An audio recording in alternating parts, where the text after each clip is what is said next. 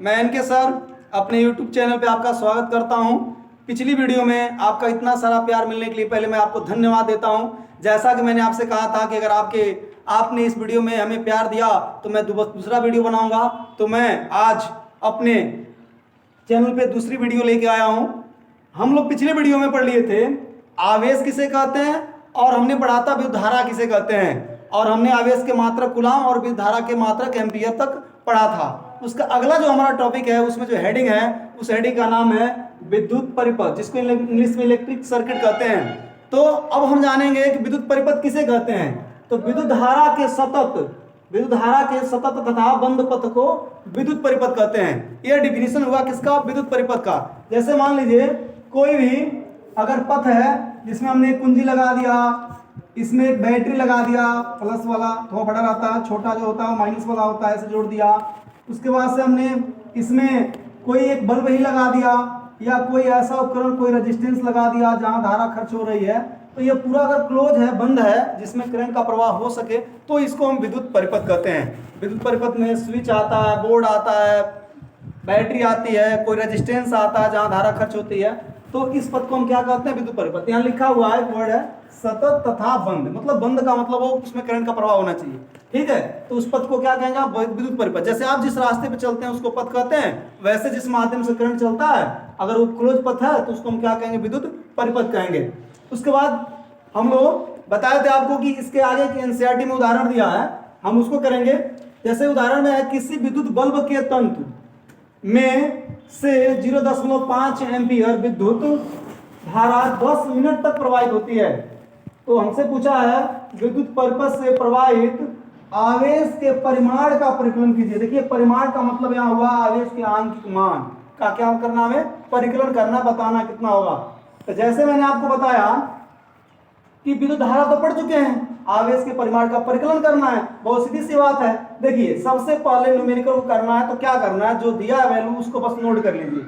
जैसे कह रहा है विद्युत बल्ब के तंतु से 0.5 एम्पियर, हमने आपको बताया है एम्पियर किसका मात्रक होता है? तो विद्युत धारा का होता है। तो हम सबसे पहले लिखेंगे, दिया है गिवन देयर, ठीक है, क्या दिया है? तो विद्युत धारा हम लिख देंगे, दिया है क्या? विद्युत धारा। और विद्युत धारा को हमने आपको बताया आई से रिप्रेजेंट करते हैं। तो विद्युत धारा आई इक्वल टू 0.5 एम्पियर। कितना हो गया? 0.5 एम्पियर। उसके बाद कह रहा है विद्युत धारा 10 मिनट तक प्रवाहित हो। जैसा कि आप जानते हैं समय को हम टी से दिखाते हैं, ये क्लास 9 में हम लोग पढ़े हैं। तो समय टी, यानी समय टी दिया कितना? 10 मिनट। लेकिन दोस्तों 10 जो मिनट है वो हमारे एसआई सिस्टम का मात्रक नहीं होता है। एसआई सिस्टम में समय का मात्रक तो सेकंड होता है। तो 10 मिनट को अगर हम 60 से गुणा कर देंगे तो ये बदल जाएगा सेकंड में। तो 6 का नाम 6 और 10 से गुणा करना तो 0 लगा देते हैं बस, और कुछ नहीं करते। तो ये हो गया कितना? 600 सेकंड। तो ये 600 सेकंड हो गया और धारा हो गया 0.5 एम्पियर। हमसे क्या पूछा है? हमसे पूछा आवेश का परिमाण, मतलब हमसे क्यू पूछा है। और आपको हमने बताया आवेश को किसे दिखाते हैं? आवेश को तो क्यू से दिखाते हैं। तो क्यू का मान क्या करना है? ज्ञात करना है। क्यू का मान क्या करना? ज्ञात करना। क्यू क्या करना? हमको ज्ञात करना है, ज्ञात करना है। ठीक है, अब देखिए इसको ज्ञात करना है तो हमने बताया आपको कि Q बराबर क्या होता है? Q बराबर तो IT होता है, यानी आवेश प्रवाह की दर को ही तो विद्युत धारा कहते हैं ना। कल ही तो बताया था मैंने, आवेश प्रवाह की दर को विद्युत धारा कहते हैं। तो अगर T को ट्रांसफर करेंगे इधर तो T I में जाएगा तो मल्टीप्लाई हो जाएगा। कल ही तो बताया IT इक्वल टू क्या होगा? Q। अब देखिए कितना आसान हो गया ये। कल हमने ट्रिक भी बताया था आपको, इट से इसको याद कर लीजिए। Q बराबर इट मतलब यह होता है इंग्लिश में, लेकिन यहाँ पे I, इट का मतलब I इंटू टी, धारा इंटू समय को क्या कहेंगे? आवेश। अब देखिए यहाँ पर I का मान तो दिया है 0.5 और T का मान कितना दिया है? हमने सेकंड में चेंज कर लिया। वहाँ देखिए 600 सेकंड, 10 मिनट था, 60 से गुणा कर दिया, सेकंड में बदल गया तो 600 सेकंड हो गया। तो यहाँ हो गया 600 सेकंड। अब इसका गुणा कर दीजिए, 6 × 5 = 30 हो गया। 1 2 0 नोट कर लीजिए और इधर एक अंक बाद दशमलव है तो भी लगा दीजिए। तो यहाँ Q की वैल्यू कितनी आ गई? 300। आ चुकी आवेश का मात्रक हमने आपको बताया क्या होता है? कूलाम होता है। 80 से रिप्रेजेंट करते हैं तो नीचे लिख देंगे क्या? Q बराबर 300 C। ये क्या हो गया? आवेश का परिमाण हो गया। ये क्वेश्चन हमसे पूछा था। ठीक है, उसके बाद हम बात करते हैं कुछ इंटेक्स क्वेश्चन की जो इसमें दिया हुआ है नीचे। जिसमें पहला क्वेश्चन तो यही पूछा है कि आप ये बताइए विद्युत परिपथ किसे कहते हैं। पहला इंडेक्स का क्वेश्चन ये विद्युत परिपथ किसे कहते हैं, तो सीधे सीधे यही डिफिनेशन उसमें लिख देना आपको कि विद्युत धारा के सतत तथा बंद पथ को क्या कहते हैं, विद्युत परिपथ कहते हैं। दूसरा क्वेश्चन हमसे इंडेक्स में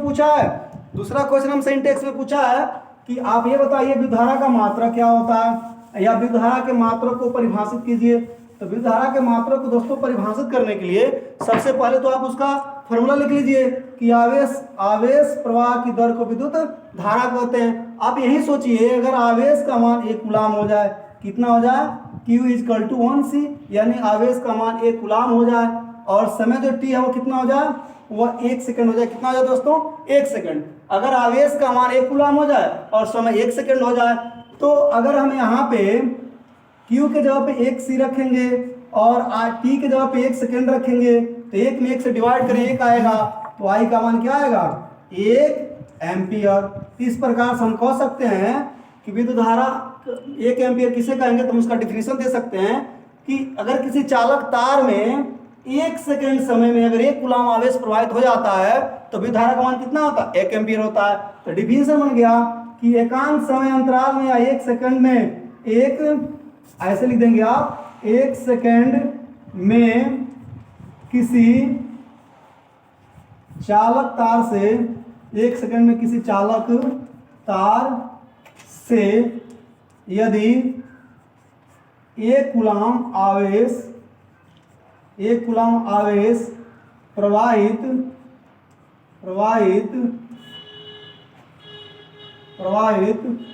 हो जाए तो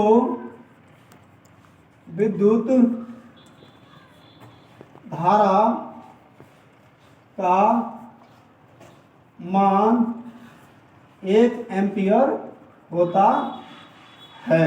ये हमारे इंडेक्स का दूसरा क्वेश्चन हो गया, क्लियर। तीसरा क्वेश्चन हमसे कहा है, तीसरा जो हमसे प्रश्न पूछा है इसमें वह ये पूछा है कि आप 1 कूलाम आवेश, उसने हमसे ये पूछा है कि 1 कूलाम आवेश में कितने इलेक्ट्रॉन होते हैं, अर्थात इलेक्ट्रॉनों की संख्या का परिकलन कीजिए।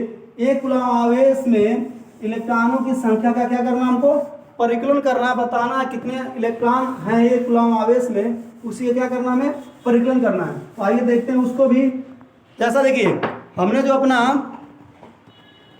अपना फॉर्मूला पढ़ा था आवेश के लिए, तो आप देखिए आवेश कल हम लोग पढ़े थे, आवेश Q = होता है Ne।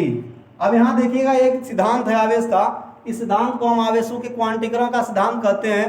क्वांटीकरण का मतलब ये हुआ कि आवेश एक पदार्थ से दूसरे पदार्थ में एक पूर्ण संख्या के रूप में जाता है। जैसे आप मान लीजिए किसी व्यक्ति को बुला रहे हैं, कहेंगे 4 लोग आ जाइए, 5 लोग आ जाइए, 6 लोग आ जाइए, आप ये नहीं कहते 3.5 लोग आ जाइए। वैसे ही आवेश 3.5 5.5 नहीं आता। यही आवेश के क्वांटीकरण का सिद्धांत है कि अगर आवेश एक पदार्थ से दूसरे पदार्थ में जाएगा तो एक पूर्ण संख्या के रूप में जाएगा, 1 2 3 4। इसका मतलब ये होता है कि पूर्ण संख्या के रूप में जाता है, इसे ही आवेशों के क्वांटीकरण का सिद्धांत कहते हैं। मतलब यहाँ n की वैल्यू 1 2 3 ऐसे डॉट इनफाइनाइट तक पूर्ण संख्या होता है, ठीक है। अब देखिए तो हमसे प्रश्न में तीसरा जो इंडेक्स पूछा हुआ कह रहा है कि 1 कूलाम आवेश में इलेक्ट्रॉनों की संख्या का परिकलन कीजिए। तो मतलब उसने क्या दे दिया है, सबसे पहले तो न्यूमेरिकल लगाते समय जो दिया है उसको नोट कर लीजिए। तो दिया क्या है, आवेश कितना दिया है, तो वो कह रहा है 1 कूलाम, तो हम लिख देंगे आवेश Q = 1C।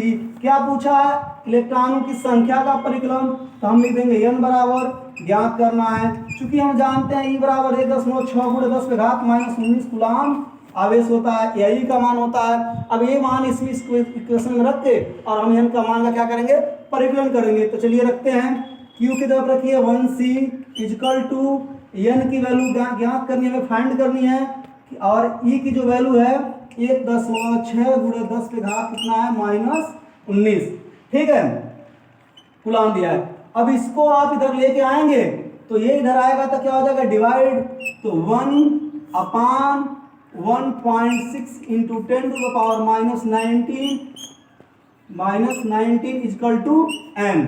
अब देखिए यह भी कूलाम है और ये भी कूलाम है, तो कूलाम से कूलाम कैंसिल हो जाएगा, वैसे भी संख्या का मात्रक नहीं होता है। तो देखिए अब एक में 1.6 × 10⁻⁻19 से भाग करना है, तो जो 10⁻⁻19 है जब ये ऊपर जाएगा तो +19 हो जाएगा, ठीक है, और नीचे क्या बच जाएगा, एक गुणा में रहेगा, उससे कोई फर्क नहीं पड़ेगा, गुणा करेंगे इतना आएगा। और नीचे बच जाएगा 1.6 गुणे 10 पे घात माइनस 19 तो ऊपर चला गया है, 1.6 बच गया है इक्वल टू m। अब इसके आगे देखिए, इसके आगे हमें सॉल्व करना है, तो अगर 10 से मैं नीचे ऊपर मल्टीप्लाई कर देता हूँ दशमलव को हटाने के लिए, तो यहाँ कितना हो जाएगा, यहाँ हो जाएगा 10 गुणे 10 पे घात, अगर मैं यहाँ 18 कर देता हूँ तो यहाँ एक जीरो और क्या होगा, बढ़ जाएगा। 100 क्यों करेंगे हम इसको, चलिए हम आपको इसको और डीपली बता देते हैं। देखिए पहले मैं आपको 10 से गुणा करके बताता हूँ।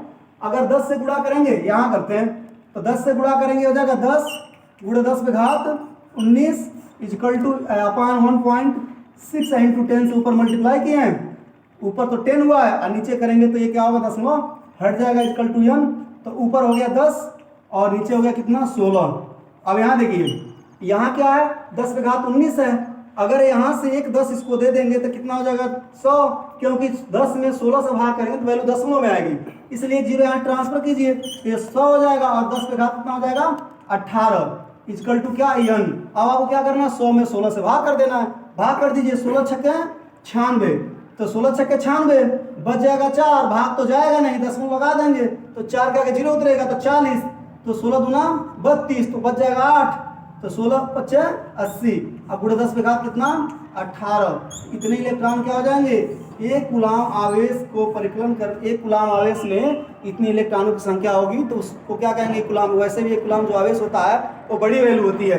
क्लियर दोस्तों, तो बस आज के लिए इतना ही, कल नेक्स्ट हम अपने अगली वीडियो की चर्चा करेंगे, ठीक है। तो अगर आपको हमारी वीडियो अच्छी लगी हो तो हमारे चैनल को लाइक कीजिए, हमारे चैनल को सब्सक्राइब कीजिए, हमारे वीडियो को लाइक कीजिए और शेयर कीजिए। धन्यवाद।